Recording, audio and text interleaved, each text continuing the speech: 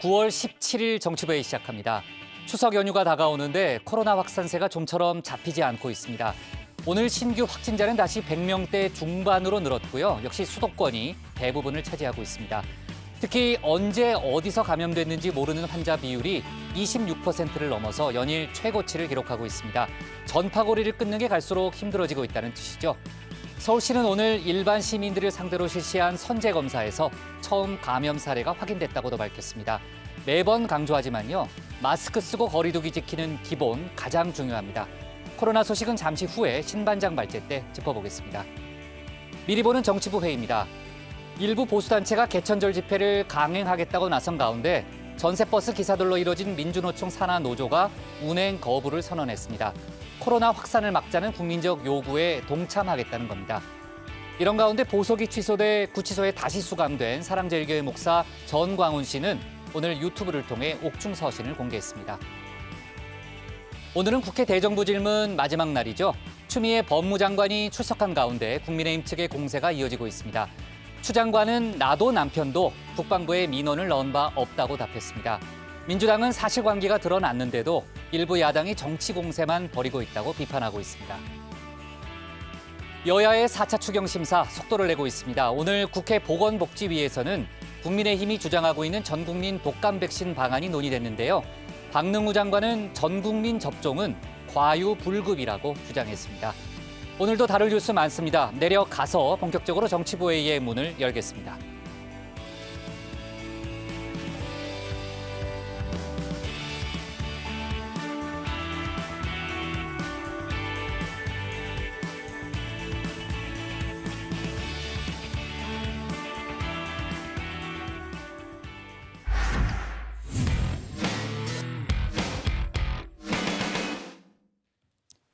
조금 전에 제가 얘기했지만요. 국내 코로나 신규 확진자 100명대 중반으로 다시 늘었습니다. 특히 수도권 지역 확진자 수도 다시 세 자릿수로 올라섰죠. 감염 경로를 알 수 없는 환자 비율이 26.4%로 연일 최고치라는 게 참 우려스러운 점입니다.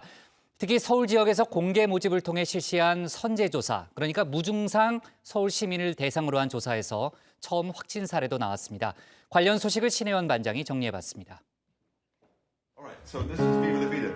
I used to rule the world. Seas will rise when I gave the word. Now in the morning I sleep alone. Sweep the streets I used to own. Wait, what's the line? 네, 영국의 유명 밴드 콜드플레이의 보컬 크리스 마틴이 자신의 소셜미디어로 깜짝 콘서트를 열었습니다. 배경은 집이고요. 방 안에 놓인 피아노를 치면서 열정적인 공연을 선보입니다. 코로나 시대로 달라진 일상을 담는 코너 뉴 노멀 라이프. 자, 오늘은 방구석 콘서트 편입니다. I was supposed to be with the band Coldplay today, from which I come, but they're stuck in different countries, so we can't play together. So I thought what would be nice would be to check in with some of you out there and see how you're doing and where you are and what I could do for you. I had an idea that we could call this thing Together at Home. And who knows, maybe tomorrow someone else will take it over. 네, 이 바람이 실현됐습니다. 그래미 10회 수상에 빛나는 존 레전드 그리고 이 찰리 푸스 등 여러 유명 가수가 바통을 이어받아서 멋진 방구석 공연을 선보였습니다. 직접 공연을 볼 수 없는 팬들에게 더할 나위 없는 선물이었겠죠.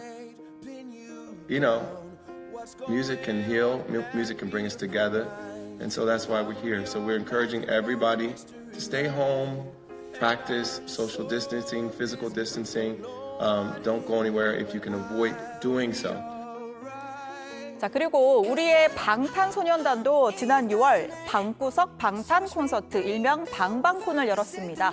100분 만에 260억 원을 벌어들이면서 전 세계 유료 온라인 콘서트 최대 기록을 세웠습니다.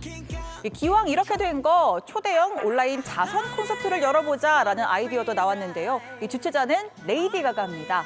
애플의 CEO 팀 쿡에게 전화를 걸어서 이 전화 한 통에 무려 $10,000, 121억 원 기부 약속을 받아냈습니다.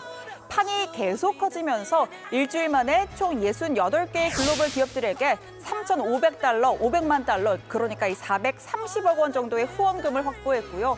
폴 맥카트니, 빌리 아일리시, 안드레 보첼리까지 100여 팀이 참가하는 대규모 페스티벌로 진화했습니다. 이 수익금 전액은 세계보건기구 WHO에 전달돼서 코로나19 대응 사업에 쓰일 예정입니다.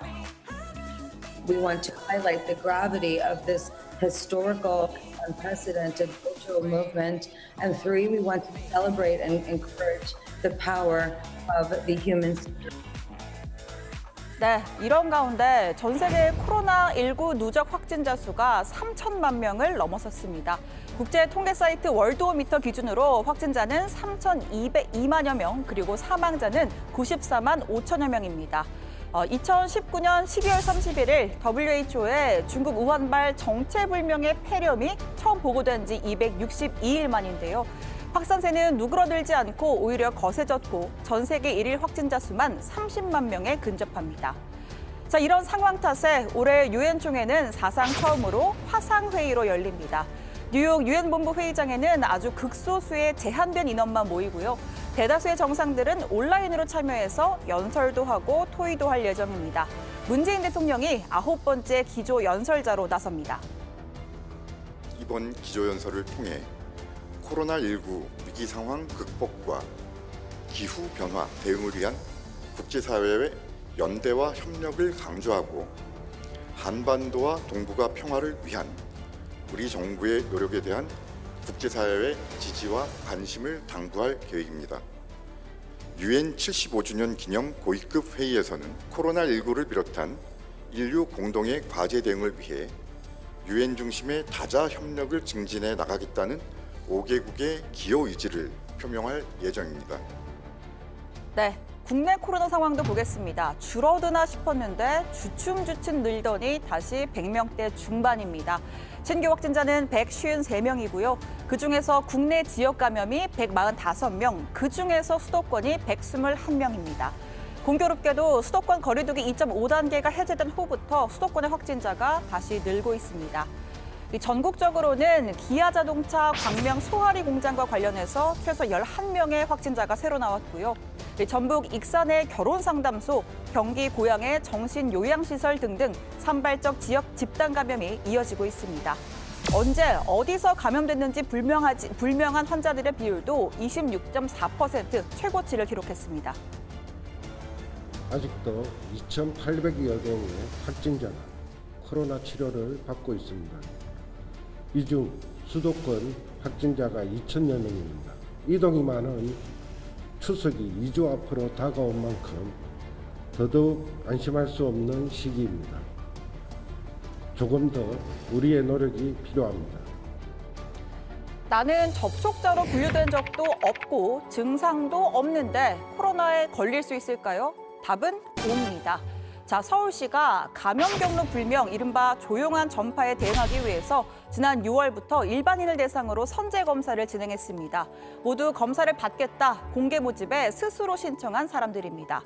현재까지 총 8,500여 명이 검사를 받았는데 이 중에서 처음으로 양성 판정을 받은 사례가 나왔습니다. 서울시는 이번 사례로 선제 검사의 필요성을 더욱 절감하였으며 지속적으로 시민을 대상으로 선제검사 및 고위험시설 선제검사를 추진해 나갈 계획입니다.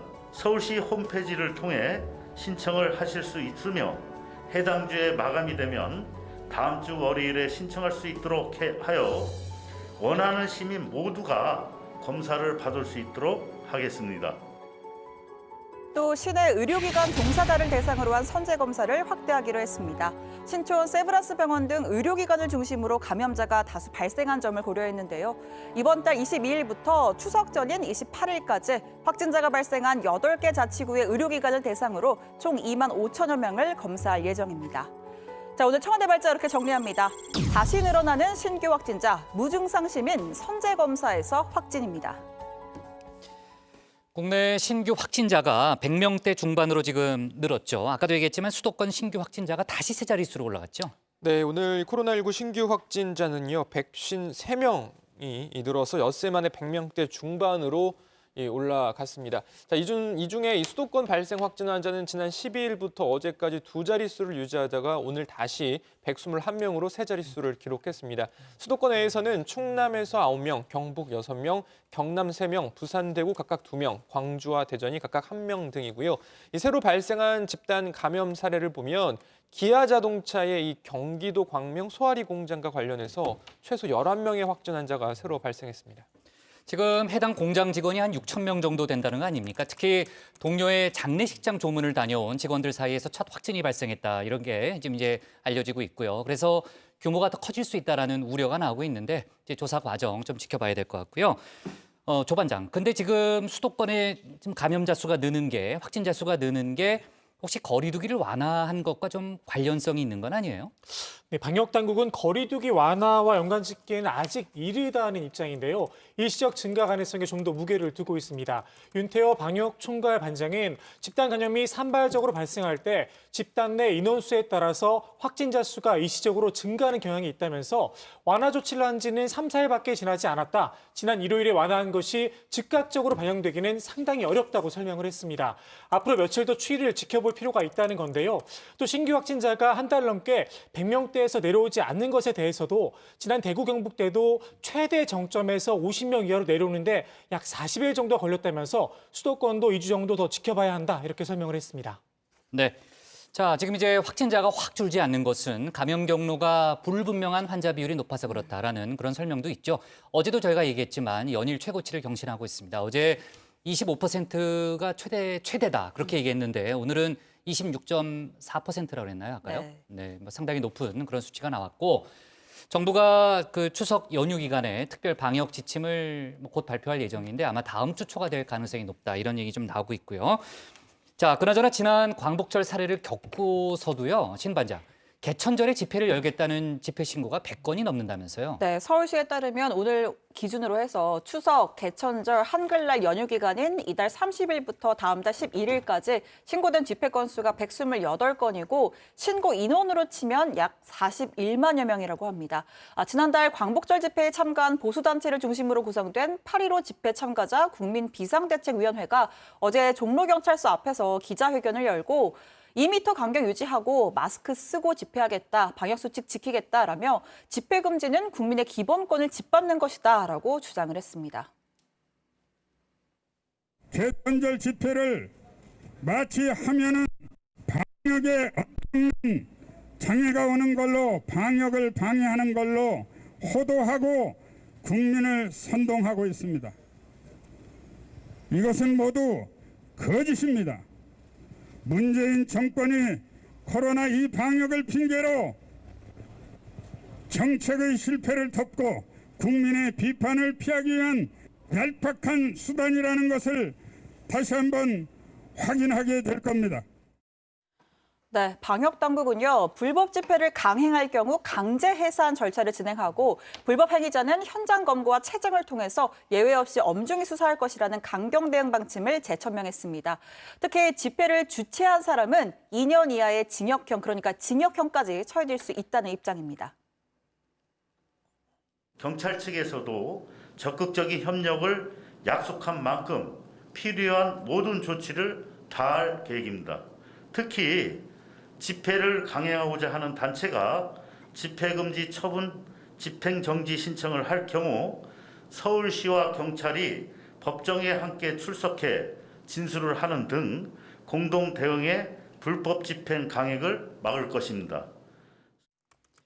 지금 정치권에서도 이번 개천절 집회 상황을 예의주시하고 있잖아요. 민주당에서는 전 국민 집회 관련 캠페인을 벌이자 이런 주장도 나왔죠. 네, 민주당 김영진 원내수석 부대표는요, 이 극우단체의 파렴치한 행태에 분노를 금할 수 없다며 민주당은 개천절 집회에 반대하는 국민적 노 캠페인을 제안한다라고 했습니다. 이 집회에 반대하는 국민은 온라인 댓글, 해시태그 운동에 동참해달라고 요구를 한 건데요. 자, 모일 거면 아예 온라인에서 집회를 하는 건 어떻겠냐라는 주장도 나왔습니다. 어차피 외부에서 모인다고 하여도 100명 이상 모이실 수가 없습니다. 100인 정도가 모이셔서 집회와 시위를 하실 거면 온라인 비대면 집회와 시위를 진행하는 것은 어떤가? 집회를 하시는 분도 안전하고 그 집회를 바라보시는 분도 안전할 거라고 생각합니다. 헌법 그 어느 곳에도 공공의 안녕이나 국민의 건강 또는 생명을 위협하는 것이 집회 시위의 권리라고 명시해 놓지 않았습니다. 자, 그리고 야당인 국민의힘 측에서는요, 앞서 김종인 비대위원장이 두 손을 모아 부탁한다면서 자제를 호소를 했었죠. 다만 이 집회에 간 당원들을 징계해야 한다라는 주장에 대해서는 당내 의견이 좀 엇갈리고 있는 것으로 보입니다. 자, 그리고 안철수 국민의당 대표는 국민의힘을 향해 이 개천절 집회에 참여하는 이들은 출당 조치를 하라라고 요구하기도 했습니다. 그리고 오늘 이 대정부 질문에 출석한 정세균 총리가 이 집회 허가를 아예 내주지 않고 이 집회 현장에 시민이 못 모이게 원천 차단하겠다라는 입장을 밝혔고요. 그럼에도 불구하고 뭐 집회를 해서 문제를 일으킨다면 구상권을 청구하겠다라는 뜻도 밝혔습니다. 네. 자, 그리고 아까 제가 시작할 때 얘기했지만요. 지금 오늘 민주노총 전세 버스 지부가 있는데 이제 청와대 앞에서 기자회견을 가졌어요. 그래서 개천절 집회 운항을 원천적으로 거부하겠다라는 입장을 밝혔고요. 지금 지난번 이제 광복절 집회로 국민들의 가중된 고통이 지금 현재 진행형이다라는 얘기를 하면서요. 전 국민과 함께 이를 규탄하면서 본인들이 할 수 있는 일을 실천해 나가겠다라는 그런 입장을 밝혔고, 노조 외에도 저희도 이제 몇 번 회의 때 언급한 적이 있는데 상당수 전세버스 사업주들이 운항을 거부하고 있습니다. 제가 조금 전까지 확인해 보니까요. 부산, 광주, 대전, 울산, 충북, 전남, 경남 이렇게 7개 지역 전세버스 조합이 운항을 거부했고요. 동참하려는 지역이 더 있다고 하니까 아마 그 개천절 집회에 아예 뭐 운항 거부를 선언하는 그런 버스 업자들이 더 늘어날 것으로 일단 예상이 되고 있습니다. 자, 그리고 지금 이제 전 세계 확진자 수가 3천만 명을 돌파했다는 그런 속보가 오늘 나왔죠. 그런데 백신은 내년 중반이나 돼야 보급될 것 같다. 이런 전망이 나왔죠. 네, 우리로 치면 질병관리청에 해당하는 미국 질병통제예방센터, 그러니까 우리가 흔히 뭐 CDC라고 부르는 것이죠. 자, 이곳의 수장이 한 이야기입니다. 로버트 레드필드 CDC 국장은요, 미국 상원 청문회에 나와서 올해 11월이나 12월에 백신이 나올 수 있지만 양이 아주 제한적일 것이다. 고령층, 고위험군, 의료진에게 먼저 제공이 되고 일반 미국 국민은 내년 2분기 후반이나 3분기에 쓸 수 있을 것으로 예상한다라고 말했습니다. Will be vaccine that initially be available sometime between November and December, but very limited supply and will have to be prioritized. And they are our best defense. I might even go so far as to say that this face mask is more guaranteed to protect me against COVID than when I take a COVID vaccine. 네, 그러니까 이제 백신보다 마스크가 더 확실하다. 지금으로서 그게 정답 아니에요, 조 반장? 그런데 트럼프 대통령이 바로 딴지를 걸었습니다. 그 트럼프 대통령은 미 대선전에서 백신을 개발할 수 있다. 나오자마자 공급할 것이다. 라는 주장을 대선 전략으로 활용 중인데요. 그러니까 레드필드 국장의 발언이 마음에 안 들었을 겁니다. 뭐라고 했는지 직접 들어보시죠. We think we can start sometime in October. So as soon as it is announced, we'll be able to start. Vaccine is much more effective than the mask. And if we get the vaccine, we have added to the fact that our numbers are going way down. The mask is not as important as the vaccine. 그러면서 많은 사람들이 마스크를 쓰고 싶어 하지 않는다. 또 백신 없이도 집단 정신력을 갖추면 코로나19는 자연스럽게 사라질 거다. 이렇게 근거 없는 주장을 이어가기도 했습니다. 네, 뭐 좀 과학적으로 확인된 얘기를 해야 되는 거 아니에요? 네, 근데 이제 트럼프 대통령이 미국의 질병관리센터와 이제 부딪힌 사례가 뭐 한두 번이 아닙니다. 연구진들과도 좀 이렇게 충돌을 빚었는데 일단 뭐 하이드록시클로로킨 관련된 사례가 또 있고 또 날씨가 추워지는 가을 겨울에 재유행이 다시 온다라는 주장에 대해서도 트럼프 대통령이 뭐 강하게 반발을 했었습니다. 이건 역시 11월에 미국 대선이 있기 때문에 좀 적극적으로 나선 것 같은데요. 자, 과거의 발언도 한번 들어보시죠. I do want to mention a man who's done a very good job for us, Dr. Robert Redfield, was totally misquoted in the media on a statement about the fall season and the virus. Totally misquoted. I spoke to him. He said it was ridiculous. I think rather than waiting, I'd ask Dr. Redfield to come up and say a couple of words just to straighten that out because I'm accurately quoted in the Washington Post as difficult, but the headline was inappropriate. What does the headline say? Well, the headline says CDC Director warns second wave of coronavirus is likely to be even more devastating. And isn't that? That's not what he said. No, I actually think it's actually going to be 참, 최 반장. 뉴욕에서 열리는 유엔 총회요. 이번에는 화상 총회로 한다는 거죠? 네, 이번 유엔 총회는 총 173개국 이 정상급 인사들이 참여를 하는데요. 다만 코로나19 상황으로 뉴욕 본부엔 국가별로 소수의 인원만 제한적으로 참석을 합니다. 그리고 나머지는 화상으로 회의를 하는데요. 자, 문재인 대통령 역시 화상으로 9번째 기조연설자로 나설 계획입니다. 청와대는 문 대통령이 연설을 통해 코로나19 위기 상황 극복을 위한 국제사회의 연대 또 협력을 강조하고 한반도와 동북아의 평화를 위한 우리 정부의 노력에 대한 국제사회의 지지 또 관심을 당부할 예정이라고 밝혔습니다. 네. 자, 그리고요. 아까도 제가 얘기했지만 사랑제일교회 목사 전광훈 씨가 지금 이제 구속 수감돼 있잖아요. 오늘 유튜브를 통해서 옥중 서신을 공개했는데 옥중 서신이라고 해서 뭐 거창한 건 아닙니다. 그동안의 주장과 대동소이하고요. 대한민국이 북한 1인 독재와 다름없다. 뭐 이런 식의 주장을 했다고 합니다. 그 정도로 정리하고요. 자, 코로나 관련 뉴스를 정리하기 전에 JTBC와 관련한 공지사항이 있습니다. 아마 다정의 가족분들도 많이 보셨을 텐데 오늘 JTBC 상암동 사옥에서 코로나 확진자가 발생했다는 그런 보도가 많이 나왔죠. JTBC는 오늘 오전에 병원으로부터 양성 판정을 받았다는 그런 건물에 근무하는 한 직원의 보고를 받았습니다. 그리고 그 이후에 바로 조치를 취했죠. 확진자가 근무했던 부서와 연관이 있는 층들을 저희가 폐쇄 조치를 했고요. 건물 전체도 방역 조치를 실시했습니다. 또 확진자 동선을 파악해서요. 자가격리 검사 대상자를 이제 분류를 했고요. 저희가 미리 준비해 놓은 매뉴얼대로 모든 조치가 진행이 됐습니다. 그런데 그 병원에서요. 실수로 다른 사람의 검진 결과를 잘못 통보했다는 사실이 뒤늦게 확인이 됐습니다. 지금 확진자로 처음에 알려진 직원에 대해서는 아예 검사를 실시하지 않았고요. 이제 병원의 착오로 잘못 통보가 됐습니다. 해당 직원은요, 조금 전에 이제 코로나 검사를 받았는데 조금 전에 음성 판정이 나왔습니다. 네, 그래서 이제 결과적으로는 뭐 해프닝이 됐는데 어쨌든 그 결과와 상관없이 JTBC는 방역 조치에 늘 최선을 다하겠다는 점 다시 한번 강조드립니다. 네, 청와대 발제 이렇게 정리하겠습니다. 다시 늘어나는 확진자, 일반인 선제 검사에서 첫 확진으로 제목을 잡겠습니다. 다음은 최종혁 반장의 발제를 들어봅니다.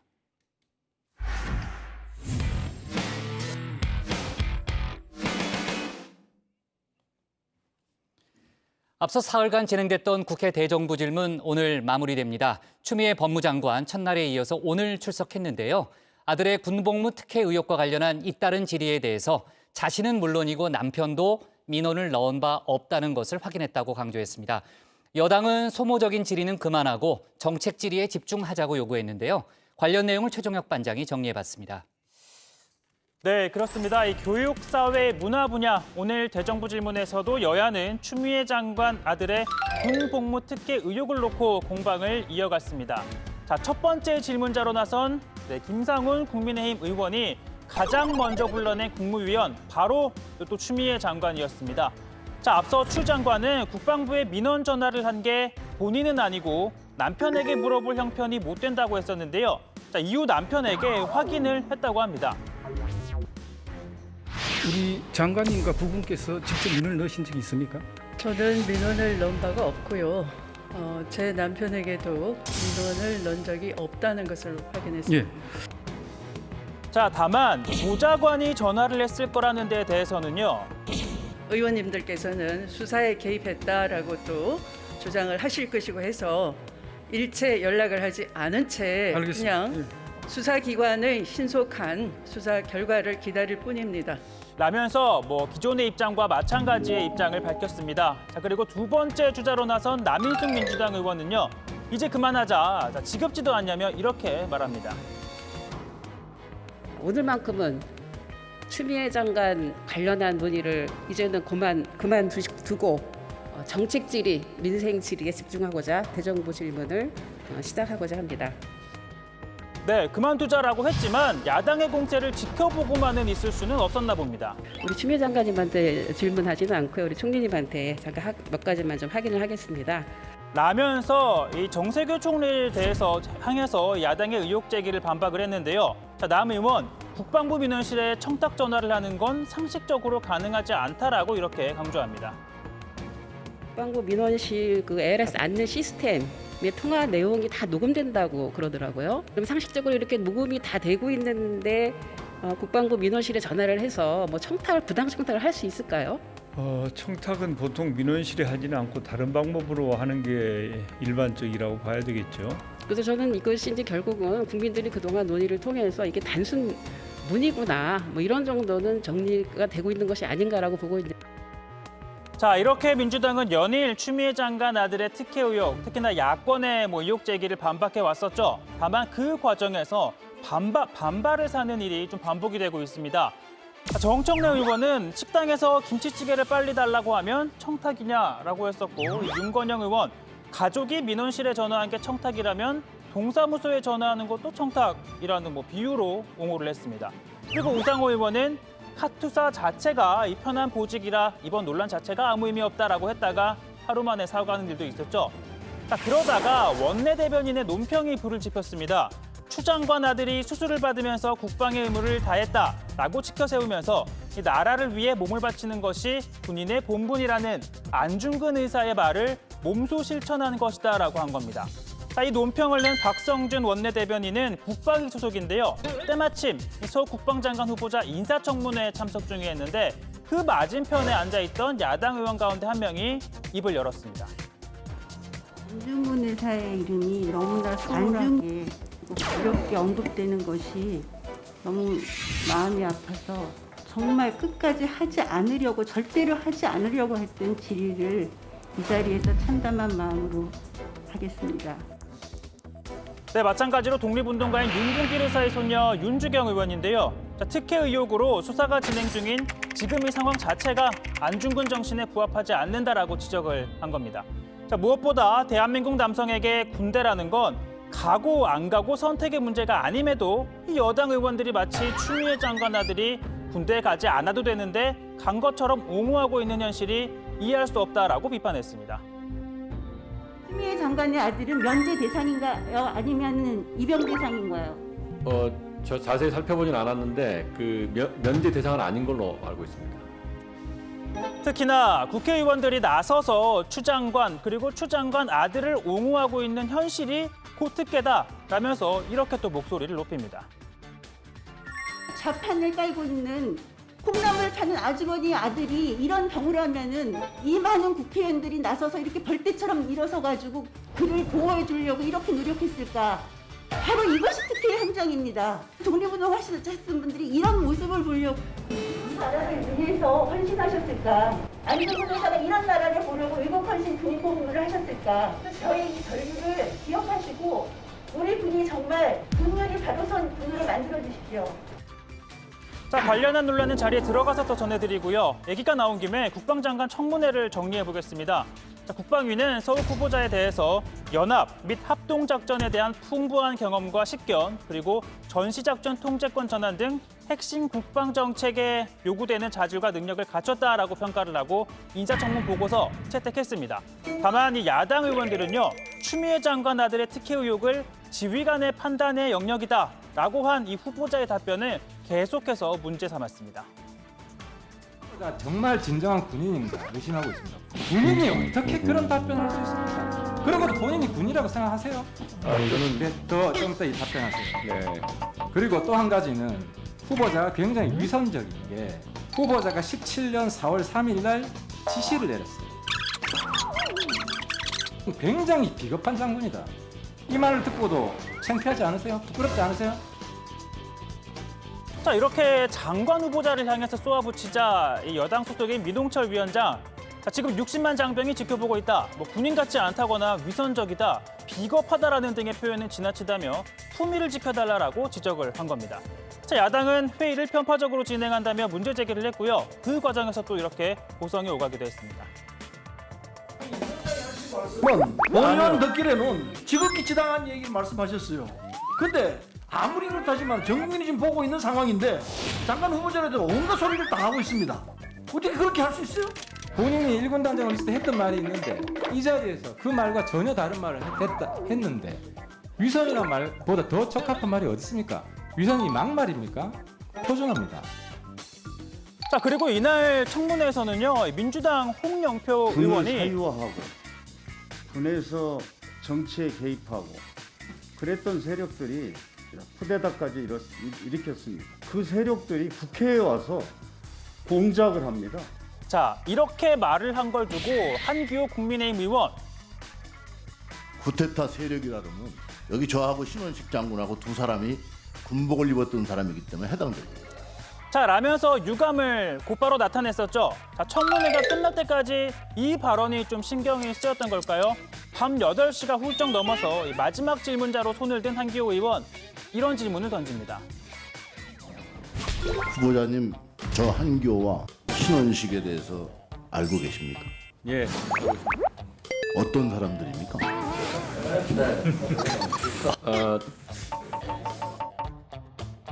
자, 아마도 제 생각에 청문회에서 후보자가 가장 답하기 어려운 질문은 아니었을까 싶은데요.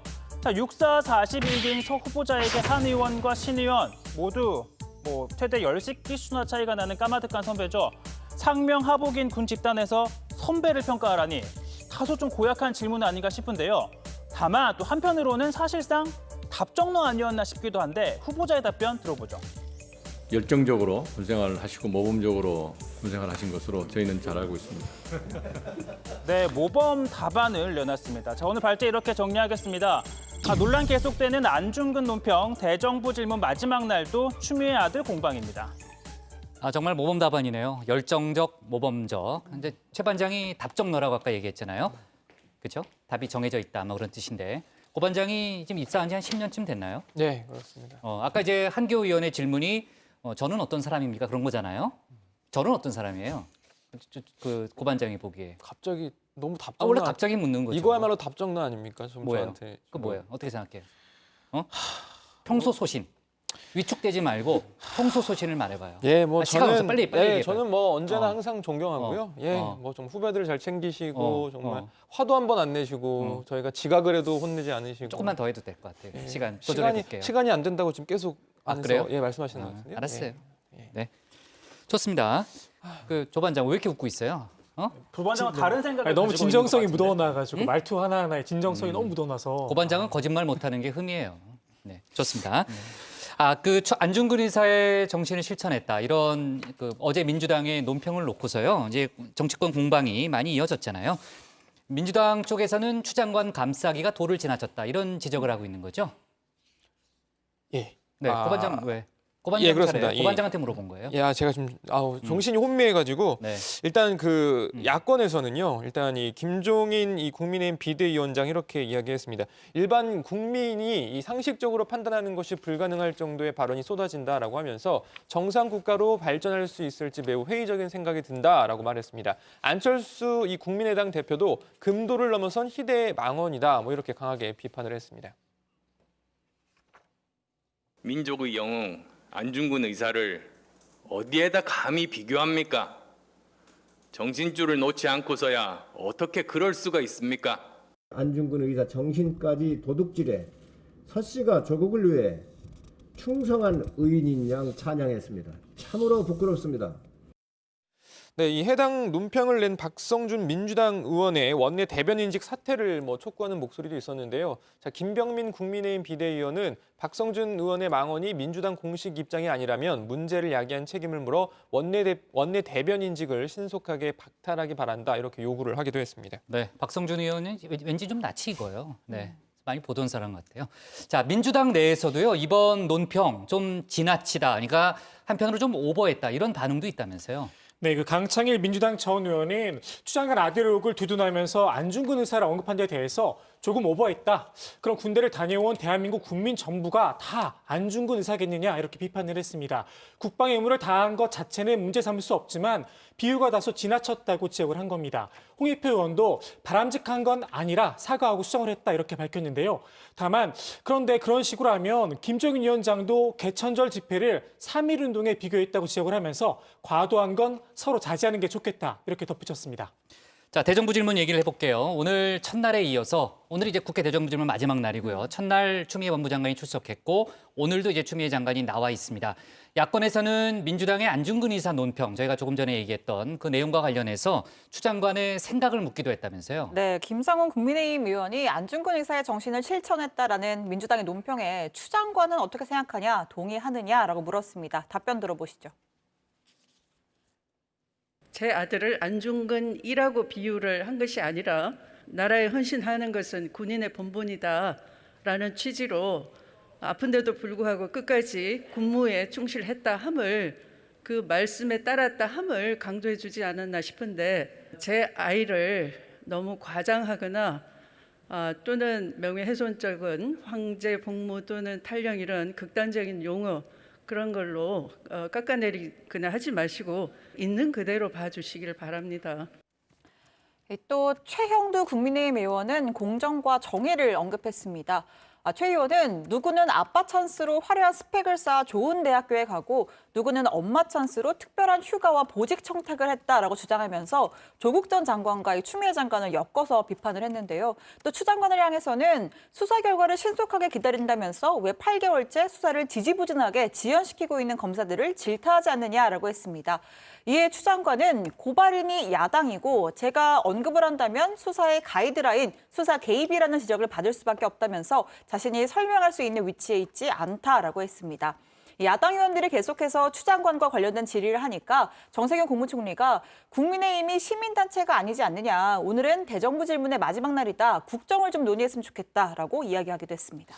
다만 야당은 계속해서 추미애 장관을 자리에서 불러내서 질문을 했는데요. 자, 2015년 의원 시절 이 딸이 운영하는 가게에서 정치 자금으로 식사를 했다라는 의혹이 제기됐었잖아요. 관련해서 배준영 국민의힘 의원이 이 딸 가게를 도우라고 정치 자금을 준 게 아니다라고 지적을 했습니다. 자, 그렇다 추미애 장관은 딸 가게라고 해서 공짜로 밥을 먹을 수는 없지 않냐라고 반박을 했고요. 그러면서 기자들과 민생 얘기도 해주고 아이도 격려해 준 것이다라고 해명하면서 법적으로 문제될 게 없다라고 밝혔습니다. 그러면서 딸이 과도한 임대료 탓에 식당 문을 닫을 수밖에 없었다라고 설명하면서 이 아픈 기억을 소환해준 의원님의 질의에 감사드린다라면서 일종의 불편한 심기를 드러내기도 했고요. 자, 반면 민주당 의원들은 정책 관련 질에 집중하면서도 야당 의원들의 문제 제기에 대해서는 또 적극적으로 반박을 했습니다. 자, 민주당 송기현 의원은 추 장관 아들의 의혹에 대한 청탁이 있었다라는 사실은 드러난 바 없다라고 지금까지는 계속 의혹만 제기가 되고 있다라고 강조를 했고요. 정세균 총리는 앞서도 보셨지만 민원실에 누군가가 보좌관이 전화한 걸 두고 청탁은 은밀하게 하는 것이라며 추 장관이 억울할 것이다라고 또 옹호를 하기도 했습니다. 네. 자, 검찰이 압수수색을 통해서요, 녹취 파일을 입수한 것으로 그렇게 지금 알려지고 있잖아요. 이 녹취 파일을 분석해서 휴가 연장과 관련된 전화를 한 사람이 누구였고 또 어떤 내용인지를 지금 파악하고 있는 것으로 알려지고 있습니다. 그리고 야당 쪽에서는요, 지금 이제 추 장관 아들의 군복무 당시 휴가 일정이 기록마다 다르게 기재돼 있다. 이런 점을 문제 삼고 있다면서요. 네, 이 국민의힘 소속 법사위 위원들이요 기자회견을 열고 추미애 장관의 아들의 휴가 기록과 관련해 입수한 국방부 내부 문건을 근거로 해서 부대 일지, 면담 기록, 복무 기록상 휴가 일수와 기간이 모두 다르다 이런 주장을 내놨습니다.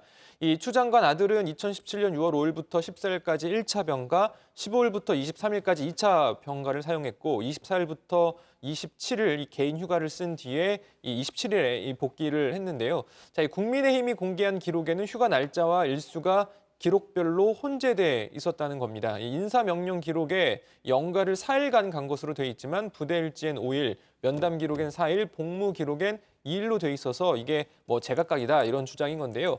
자, 이 김도읍 의원은 군 내부 공문서가 상의한 것은 모두 허위 공문서이거나 하나를 제외한 나머지가 허위 공문서라면서 작성자를 모두 고발하겠다. 정경도 국방부 장관도 고발 대상이 될 가능성이 있다 이렇게 주장했습니다. 네, 국방부는 휴가 일수 기록이 제각각이라는 지적에 대해서 행정적으로 조치가 미흡했다는 기존 입장을 되풀이하면서 왜 그런 착오가 있었는지는 검찰 수사를 통해서 확인돼야 할 사항이다 이렇게 밝혔습니다. 그리고 군 자체적으로 진상조사에 나설 계획이 있느냐는 질문엔 검찰 수사에 혼선이 있을 수 있다면서 수사 결과를 기다리겠다 이런 입장을 밝혔습니다. 자, 서욱 국방장관 후보자 인사청문 보고서가 채택이 됐기 때문에 문재인 대통령으로부터 임명장을 받으면 바로 이제 국방장관 임기가 시작이 됩니다. 그리고 이제 정경두 장관 같은 경우에는 약 2년의 임기를 마치고 퇴임하게 되는데요. 이틀 전에 국회 대정부 질문에 나왔었잖아요. 나오지 않으려고 했는데 야당의 요구로 나왔다. 이런 보도도 있더라고요. 네, 중앙일보의 보도입니다. 야당 관계자 발언을 토대로 한 내용인데요. 자, 이틀 전에 열린 대정부 질문에 정경두 장관 대신 국방 차관이 참석하겠다라는 의사를 밝혔다는 겁니다. 임기 종료를 앞두고 전방부대 등을 순시하려고 한다라는 이유를 들었다고 하는데요.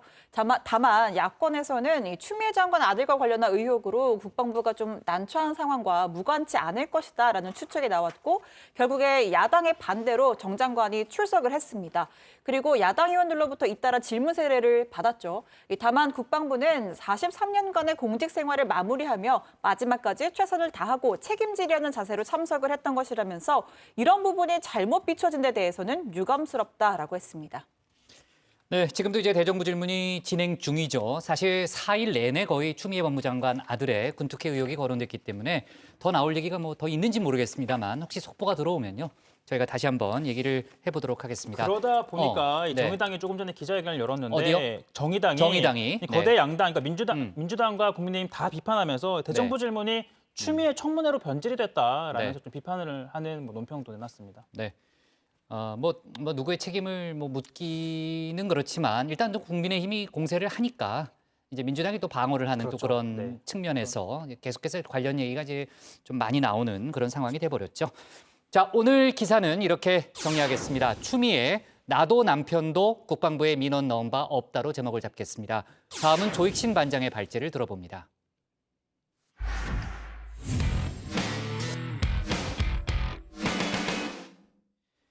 오늘 민주당이 온라인 워크숍을 열었는데요. 정기국회 주요 입법 과제를 논의했습니다. 이낙연 대표는 불가피한 협상도 필요하다 이런 점을 강조했는데요. 민주당은 공수처법 또 공정경제 3법에 대한 추진 의지를 다지고 있습니다. 관련 내용을 조익신 반장이 정리해봤습니다.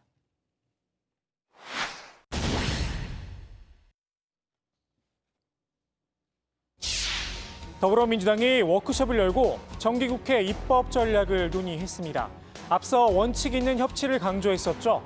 이낙연 대표가 이번엔 협치에서 협상으로 무게 중심을 한 걸음 더 옮겼습니다.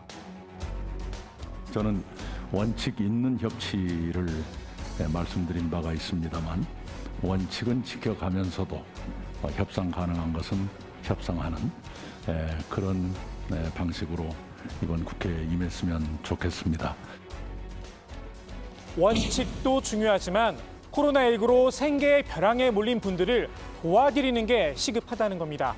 그러기 위해선 이번 4차 추경안을 차질 없이 처리해야 한다고 당부하면서 다음 목표도 제시했습니다. 우리가 시급하다고 생각해온 민생 안건들이 기다리고 있습니다. 그것들도 추석 이전에 처리하도록 최선의 노력을 다했으면 좋겠습니다. 매사 안건마다 그 시기를 놓치지 않고 처리해 주시는 것이 필요하다고 생각합니다. 김태년 원내대표도 결을 같이 했습니다. 이번 정기국회에 3가지 과제를 제시했는데요. 코로나19 위기 극복과 K-뉴딜 추석 다지기 그리고 개혁과제 추진을 꼽았습니다. 김 원내대표 역시 민생을 1순위에 둔 겁니다. 현재 코로나19 극복을 위한 관련 법안이 한 50여 개 이상이 지금 국회에 제출되어 있습니다. 방역 관련한 입법은 물론이거니와 우리 국민들의 여러 경제적 어려움들을 해소하는 입법도 많습니다. 하나하나 다 허투루 할 수 없는 법안들입니다. 물론 개혁 과제들도 마냥 뒤로 미뤄둘 수는 없습니다. 공수처 설치, 국정원 개혁과 관련한 입법 완성, 검경 수사권 조정 등 권력기관 개혁과 공정경제 3법 등 개혁 과제를 흔들림 없이 추진해 나가야 합니다. 공정경제 3법의 경우 국민의힘 김종인 비대위원장도 찬성 입장을 밝혔습니다. 상법이나 공정거래법이나 금융관계법이라는 게 말이에요. 사실 우리 당도 이번에 정강정책을 채택하면서 경제민주화라고 하는 것을 갖다 채택을 했기 때문에 그 일환에서 볼 것 같으면 전혀 모순이 안 된다고 나는 생각을 해요. 민주당은 즉각 화답했습니다. 여야가 협력해 정기국회에서 빛나는 성과를 내자고 말입니다. 재계가 기업 옥죄기라며 강하게 반대하는 법안에 보수 야당 대표가 찬성의 뜻을 밝혔으니 반가울 수밖에 없었을 듯합니다. 문제는 공수처입니다. 앞서 민주당은 공수처법 개정안까지 내놓으며 국민의힘을 압박했습니다. 현실적으로 봤을 때 정기 국회 내에는 당연히 처리가 돼야 되지 않을까 그렇게 생각하고 있습니다. 국민의힘은 공수처의 반대 입장입니다. 헌법재판소에 위헌법률 심판까지 청구한 상태인데요. 주호영 원내대표는 헌재의 판단이 나올 때까지 공수처 출범을 늦추자 이런 입장입니다. 합헌을 전제로 기구를 출범시키면 혼란이 생길 수 있다는 겁니다. 반면 민주당은 더 이상 기다릴 수 없다는 입장인데요. 만일 민주당이 공수처 출범을 위해서 공수처법 개정안을 단독으로 처리한다면 국회 파행이 불가피해 보입니다. 원칙 있는 협치, 불가피한 협상, 그 사이에서 지혜가 필요한 시기인 듯 싶습니다.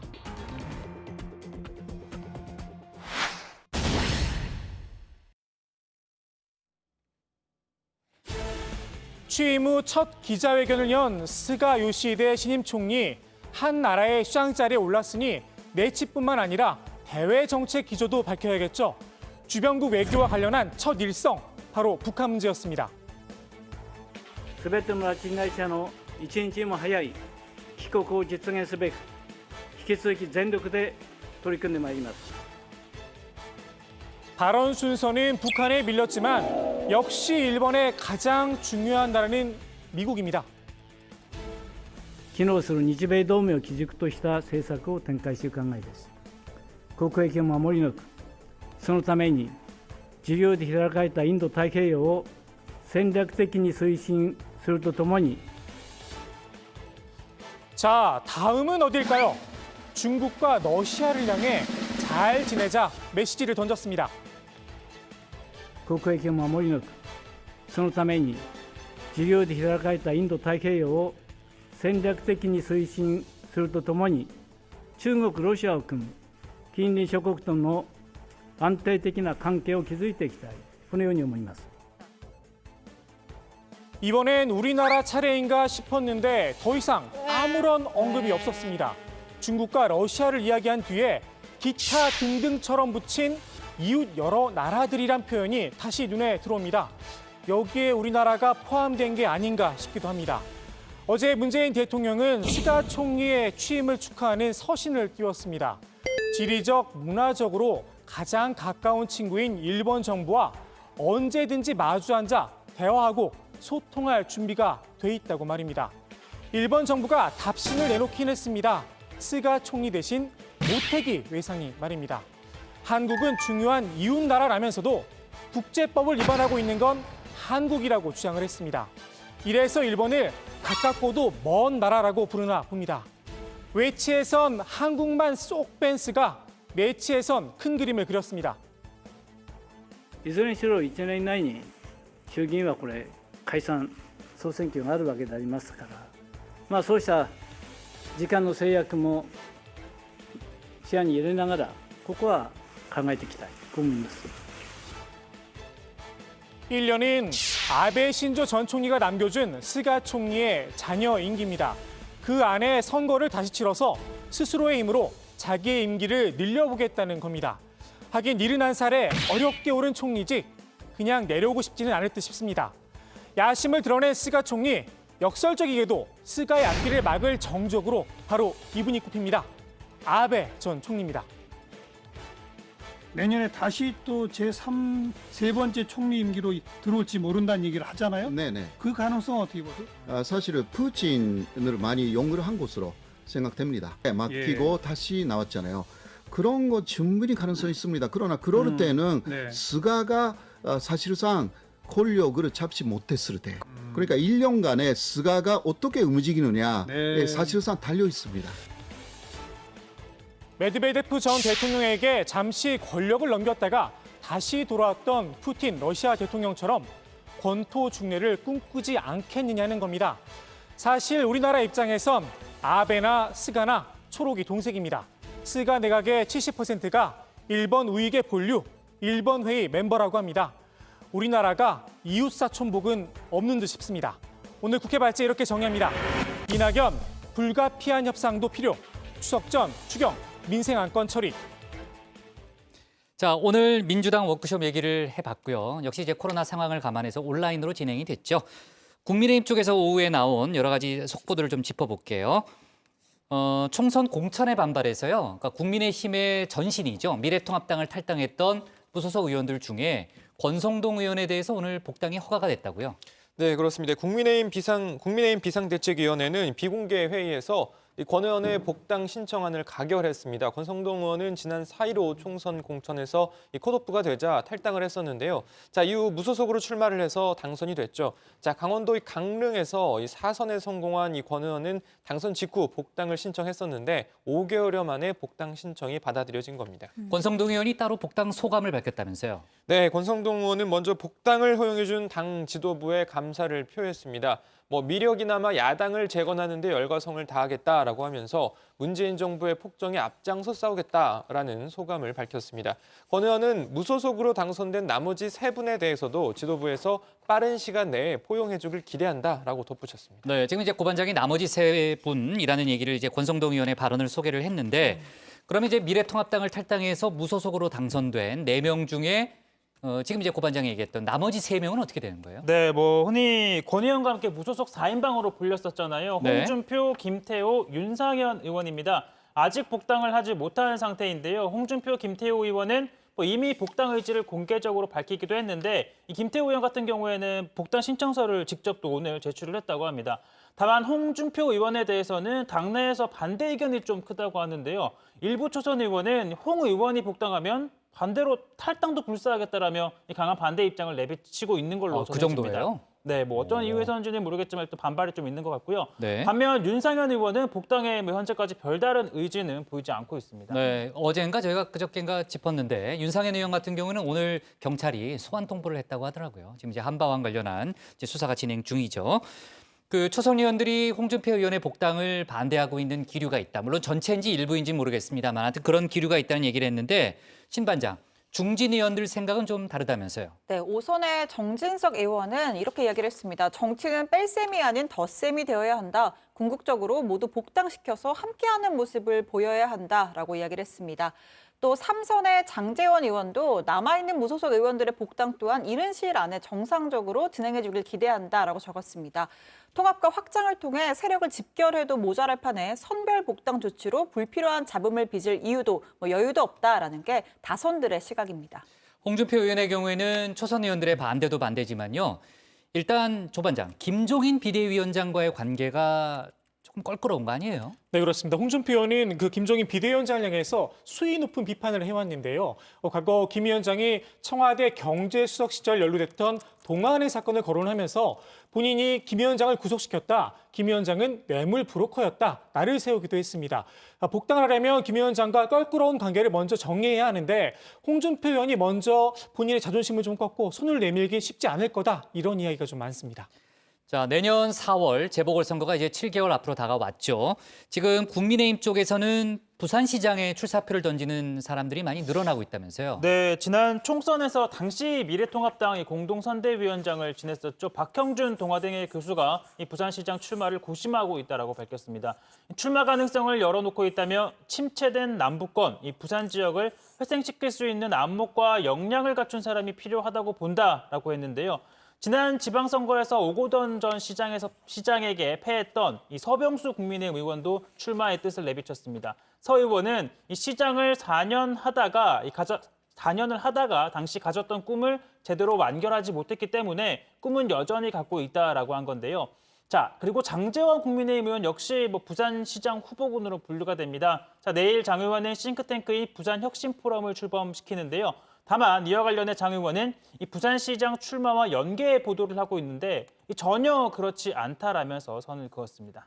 다른 뉴스도 좀 짚어볼게요. 지금 이제 미국 대선이 2달 앞으로 다가왔는데 폼페이오 미 국무장관과 김여정 노동당 제1부부장이 만날 수 있다. 그러니까 2달 남은 미국 대선 전에 만날 수 있다는 그런 보도가 나오고 있죠. 네, 중앙일보 보도인데요. 북미 협상의 정통한 소식통에 따르면 미국이 최근 뉴욕에 있는 북한 유엔 대표부 채널을 통해서 이 비핵화 협상 재개와 함께 코로나19 이후 식량난 등에 관한 인도적 지원 문제를 논의하자면서 대화를 제의했다고 합니다.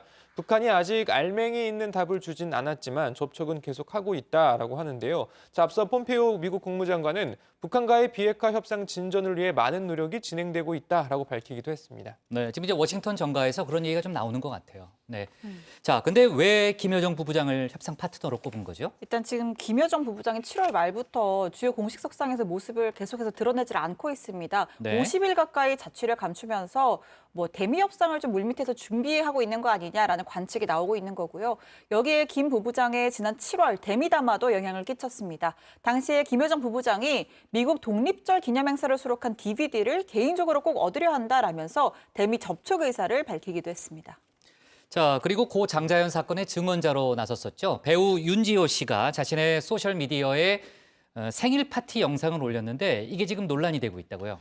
네, 그렇습니다. 지난 8일 올라온 영상인데요. 그 윤지호 씨가 뭐 흥겨운 음악 속에서 춤을 추다가 포즈를 취하는 저런 모습이 포착이 됩니다. 윤 씨 뒤로 그 토론토 CN 타워가 보이는데요. 생일에 서프라이즈 파티를 해줘서 고맙다는 글을 적은 걸로 봐선 생일 파티 영상을 올린 걸로 보입니다. 누리꾼들의 파티를 연 곳이 캐나다의 한 4성급 호텔이다. 장소까지 특정을 했습니다. 파티 장소가 왜 중요한 거죠? 그 법무부가 냈던 입장 때문인데요. 윤지호 씨는 지난해 4월 후원금 사기 의혹에 휩싸인 뒤에 캐나다로 출국을 했습니다. 세 차례 경찰이 출석을 요청했지만 모두 거부했었는데요. 지난해 11월 인터폴이 적색 수배령을 내리기도 했습니다. 법무부는 국민의힘 조수진 의원에게 제출한 자료에서 윤 씨의 소재가 불명한 상태라 신병 확보 절차를 밟고 있다. 그러니까 지명 수배를 진행 중이다. 이렇게 답변을 보냈는데 이 때문에 누리꾼들이 윤 씨의 소재 찾기에 나선 겁니다. 고 반장, 윤지호 씨가요. 지금 이제 조 반장이 설명한 부분에 대해서도 추가로 입장을 냈다면서요. 네, 윤지호 씨는 소재지 파악이 안 되느냐라고 하면서 집 주소를 알고 계시고 이 집에서 생활하고 있다라고 밝혔습니다. 캐나다 경찰이 직접 와서 안전을 체크한 적도 있다라고 또 말하기도 했는데요. 그러니까 이 법무부의 입장을 반박한 그런 모양새입니다. 자, 이에 대해서 법무부도 설명을 내놨는데요.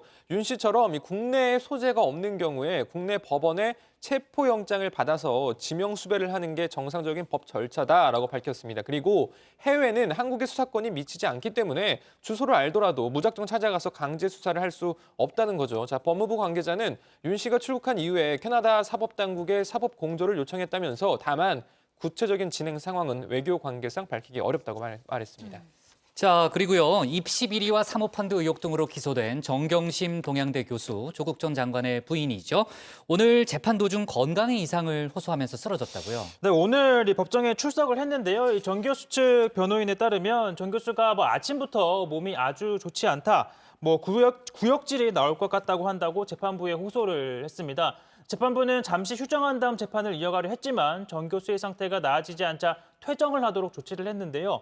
정 교수가 법정을 떠나기 위해서 자리에서 일어나던 중에 쿵 소리와 함께 바닥에 쓰러졌다는 겁니다. 재판부는 곧바로 법정에서 이 방청객들을 퇴정시켰고요. 정 교수는 출동한 119 구조대에 의해 인근 병원으로 옮겨졌다고 합니다. 그럼 지금 몸 상태는 어떻대요? 네, 일단 변호인단에 따르면 정 교수가 뇌신경계 문제로 정기적으로 치료를 좀 받아왔던 병원에 입원을 해서 검사를 받고 현재는 안정을 취하고 있다라고 했습니다. 조국 전 법무부 장관도 관련된 입장을 밝혔는데요. 정 교수가 원래 지병이 있는 데다가 지난주 친동생의 증인신문, 이번 주 모자의 증인신문이 연달아 있으면서 심신이 좀 피폐해졌다. 그러면서 기자들을 향해서는 입원을 한 병원을 찾아 나서지 말아달라, 잠시라도 방해받지 않고 치료를 받게 해달라라고 당부하기도 했습니다. 네, 조국 전 장관의 입장까지 나왔군요. 네. 자, 좋습니다. 오늘 국회 발제는요, 이렇게 정리하겠습니다. 이낙연 불가피한 협상도 필요, 추석 전 추경 민생 안건 처리로 제목을 잡겠습니다. 다음은 고석승 반장의 발제를 들어보겠습니다.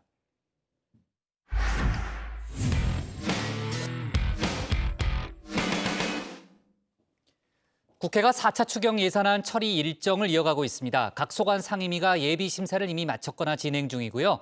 내일은 예결위 전체 회의를 열어서 정책 질의를 가질 예정입니다. 홍남기 부총리는 오늘 국회를 향해서 22일까지 추경안을 통과시켜달라는 부탁을 다시 한번 했습니다. 이런 가운데 여전히 통신비 2만 원 지원이 추경안 통과의 변수로 떠오르고 있는데요. 관련 내용을 고 반장 발제에서 짚어보겠습니다. 이번 4차 추경안의 가장 핵심 중에 하나는 추경 규모의 거의 절반을 차지하는 매출 급감 소상공인 등에 대한 긴급 지원입니다. 아울러 코로나 이후에 디지털 시대에 걸맞는 경쟁력을 갖추도록 하는 근본적인 소상공인 지원 대책도 매우 중요한 과제가 아닐 수 없습니다. 네, 홍남기 부총리가 오늘 거듭 4차 추경의 시급함을 강조했습니다. 그러면서 국회를 향해 예정대로 22일까지 추경안을 통과시켜 줄 것을 요청했습니다.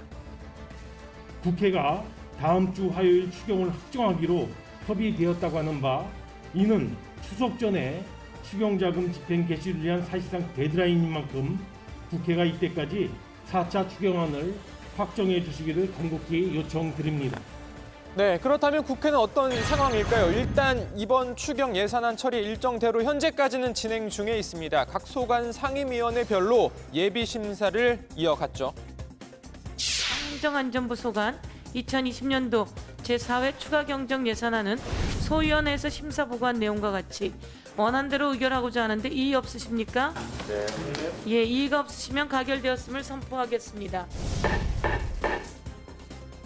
네, 일정대로 이어간다면 내일 국회 예결위 전체 회의를 열어서 정책 질의를 갖게 되고요. 주말 휴일 사이에 자료 검토를 거쳐서 다음 주 월요일 예산 심사를 하고 화요일에 본회의를 열고 4차 추경 예산안을 통과시킬 예정입니다. 그런데 여기 변수가 하나 있습니다. 바로 이번 추경 예산안에 포함된 이 통신비 2만 원 지원 대책입니다. 당정에서 확정이 돼서 이 추경안에도 포함이 됐지만 반대 여론이 만만치 않습니다. 2만 원 받으시면서 1조 가까운 나라 돈이 어디로 갔는지 보시고 좀 눈을 부릅뜨고 같이 지켜냈으면 좋겠습니다. 네, 그리고 이 정의당도 연일 반대 입장을 밝히고 있죠.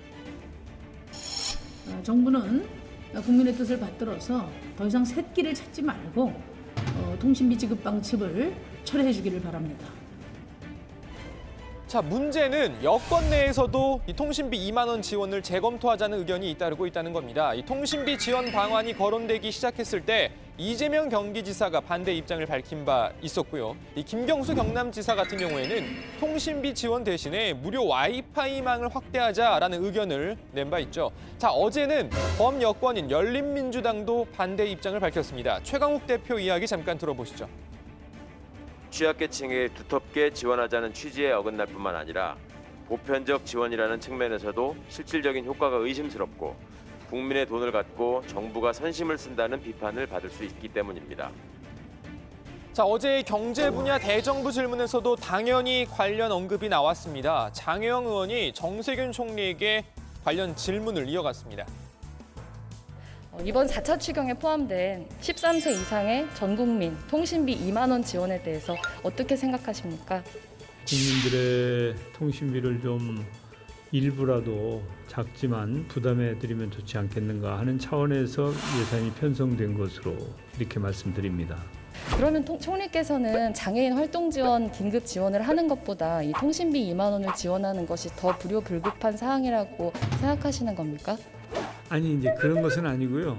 지금 정부가 예산을 편성하는 단계 같으면 이게 우선순위가 결정이 될 터인데 견해를 여쭤보고 싶은 겁니다. 예? 그 정부가 제 개인적인 생각을 말씀하시는 겁니까? 예. 저는 취약계층에 대한 지원이 더 우선돼야 된다고 생각하는 사람입니다. 그건 제 개인 생각이고 지금 국회에 제출돼 있는 추경안은 제 개인 생각이 반영될 그럴 룸이 없다. 그거하고는 별개의 문제다. 이런 제도적인 것을 제가 아까 말씀드린 겁니다.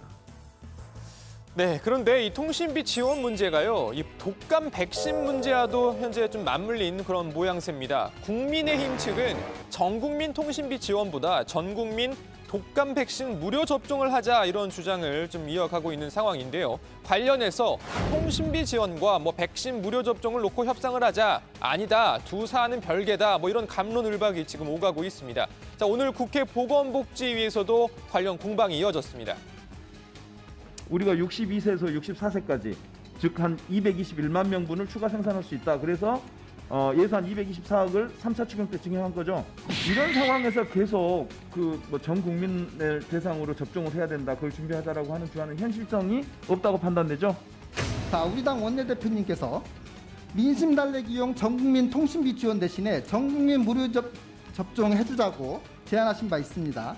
질병관리청장 의견대로라면은 최소한 코로나가 유행하는 시기 동안이라도 전국민 무료 백신 지원해야 된다고 생각되는데 네, 이 보건복지에 출석한 박능우 보건복지부 장관 등 이 정부 관계자들은 독감 백신 전 국민 무료 접종 불필요하다 강조했습니다. 그리고 전 세계적으로 국민 전체의 반 이상을 독감을 맞힌 나라가 없습니다. 세대를 확보할 수 있는 맥시멈 양이 지금 또 우리가 확보한 2,960만 도주고요. 의학적으로는 판단해서 과도하게 저희들이 부족한 상태이고 그 이상은 정말 필요 없다는 것이 의료계의 공통된 의견입니다. 전문가들은 전체 인구의 3분의 1 이상만 항체가 형성돼도 인플루엔자의 지역사회 유행을 막을 수 있다고 얘기하기 때문에 충분히 가능하다고 판단하고 있습니다. 네, 일단 국회 보건복지위는 독감 백신 무료 지원을 확대하자는 국민의힘의 요구를 반영하지 않고 복지위 소관 4차 추경 예산안을 정부 원안대로 의결했습니다. 관련 내용은 들어가서 이야기를 좀 더 해보죠. 일단 오늘 발제 이렇게 정리합니다. 추경 예산안 처리 최대 변수, 통신비 지원 놓고 공방.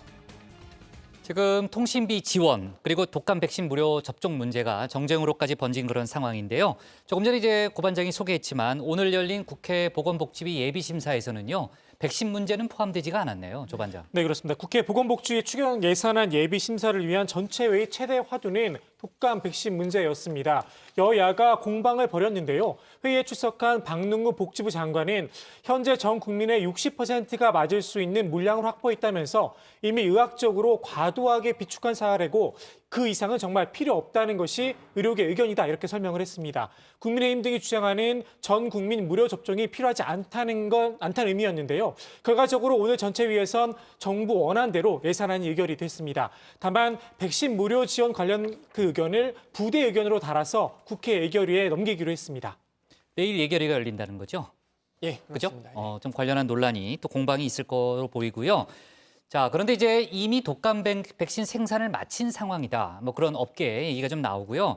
추가 생산도 어려운 상황이라면서요. 네, 정부는 추가 생산이 어렵다 이런 입장입니다. 중앙방역대책본부 권준욱 부본부장은 추가 백신 생산에 5개월에서 6개월 정도 소요가 된다는 점을 감안하면 필요성이 낮기도 하고 현실적으로도 가능하지 않다라고 말한 바 있습니다. 정부에 따르면 이번에 확보된 독감 백신 같은 경우에도 올해 3월부터 생산이 됐던 그런 물량이라고 합니다. 그러니까 추가 생산을 지금부터 한다고 해도 이미 독감 유행 시기가 지난 후에나 생산이 완료될 거란 이야기입니다. 자, 일각에서 백신 수출을 좀 제한하고 해당 물량을 국내로 돌리면 된다 이런 의견도 있는데요. 자, 이에 대해서도 권준욱 부본부장은 국가 신뢰도 하락이나 국제적 비판과 직결되는 것이다라고 하면서 부정적인 입장을 밝혔습니다. 아까 이제 나성웅 질병관리청 차장 얘기하는 걸 들어보니까요. 수출 물량 대부분이 공적 개발 원조로 제공된대요. 그러니까 수출을 제한하면 국제 신인도 등의 문제가 생긴다 이런 얘기를 하더라고요. 아무튼 관련 논란은 내일 또 예결위도 있으니까 조금 더 이어갈 거로 보이고요. 통신비 관련 얘기를 해보면은 어제도 저희가 잠깐 그런 얘기가 나왔는데 결과론적으로는 민주당을 제외한 다른 야당들이 2만 원 지원에 대해서는 전부 반대하고 있는 그런 상황이네요. 네, 뭐 정책 발표 직후에 뭐 정의당, 국민의힘 뭐 할 것 없이 좀 반대 입장이 나왔는데요. 네. 자, 일단 국민의힘의 추경호 예결위 간사는 아예 정부 여당이 원안을 고집하면 그러니까 통신비 지원을 고집하면 22일에 추경안 처리가 어렵다라는 입장까지 밝히기도 했습니다. 정의당도 통신비 지원에 반대한다라는 입장을 명확히 하면서 최근 독감 백신 무료 접종과 통신비 지원을 놓고 협상 가능성이 거론이 되자 두 사안 다 비판을 하기도 했습니다.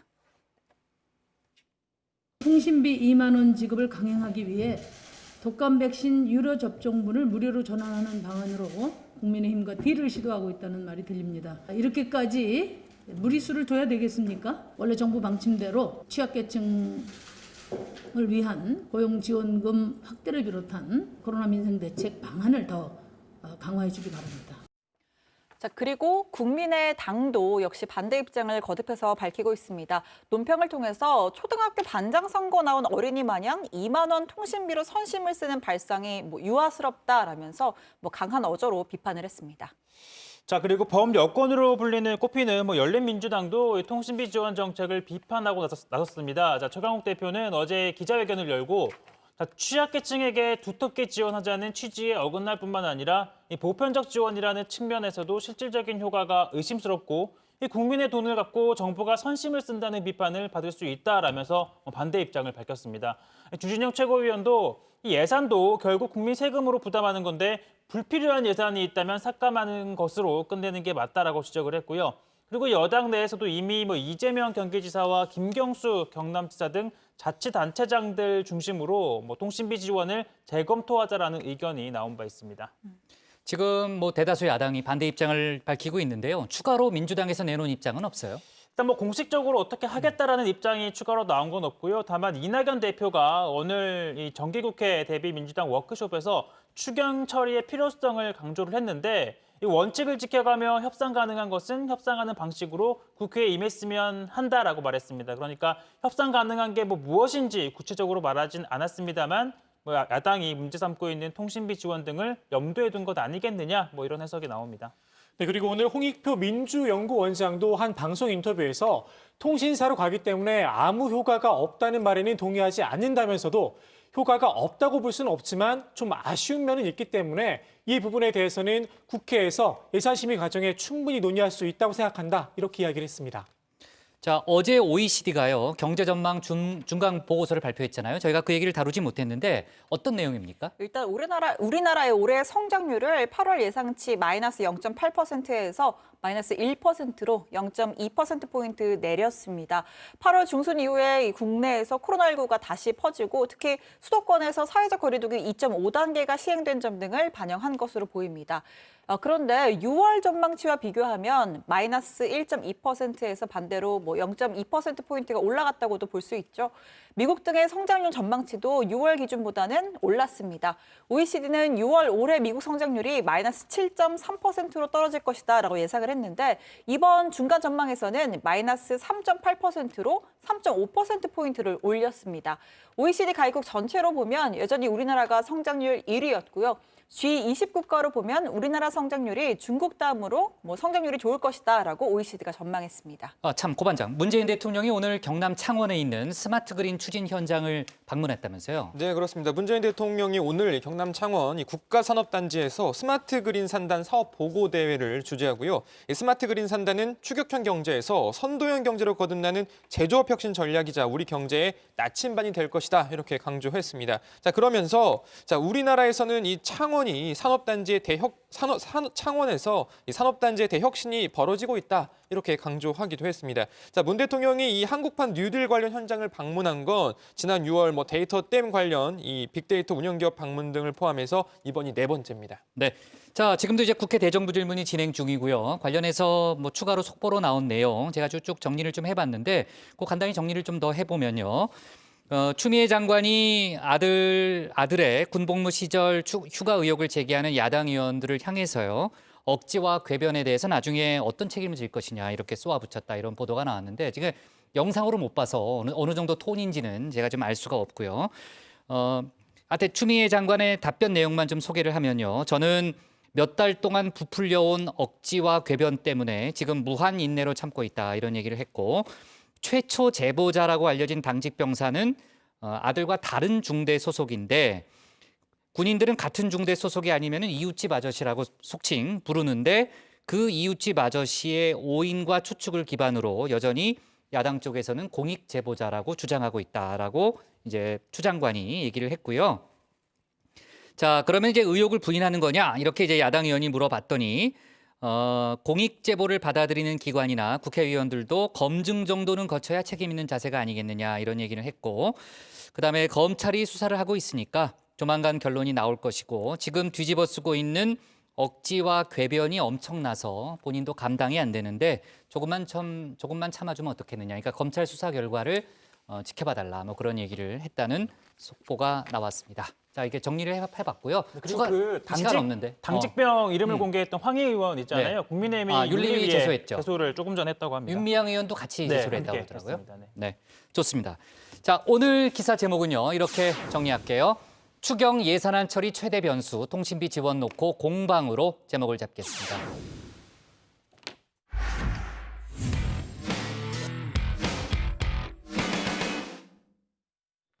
네, 오늘 저희가 고른 한 컷은 라면 끓이다 중퇴 초등생 형제, 과거 엄마에게 학대당했다입니다.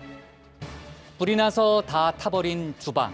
10살과 8살 어린 형제가 엄마가 집을 비운 사이 라면을 끓이다가 큰 불이 난 건데요. 화상을 심하게 입어 사흘이 지난 지금도 의식불명 상태입니다. 그런데 이날만 그들이 스스로 끼니를 해결한 게 아니었죠. 엄마가 애들을 방치한다는 이유 신고가 3건, 학대 정황까지 드러난 상황입니다. 아동 보호기관도 조치를 취하던 중이었으니까 그들이 왜 라면을 끓일 수밖에 없었는지 짐작이 갑니다. 이런 가운데 코로나로 인한 비대면 수업은 더 혹독한 배고픔을 안겨준 꼴이 됐죠. 참으로 가슴 아픈 일입니다. 정세균 총리는 돌봄 사각지대에 놓인 이들을 위해서 실질적인 대책 마련을 약속했는데요. 정말로 실질적인 대책이 나왔으면 합니다. 오늘 정치부에는 여기까지고요. 저희는 내일 오후 5시에 다시 찾아뵙겠습니다. 네, 수고했습니다. 고맙습니다. 예. 자, 아무튼 뭐 병원 측의 착오였지만 그 네네. 방역 수칙은 늘 철저하게 지켜야 됩니다. 네, 마스크 잘 쓰고요.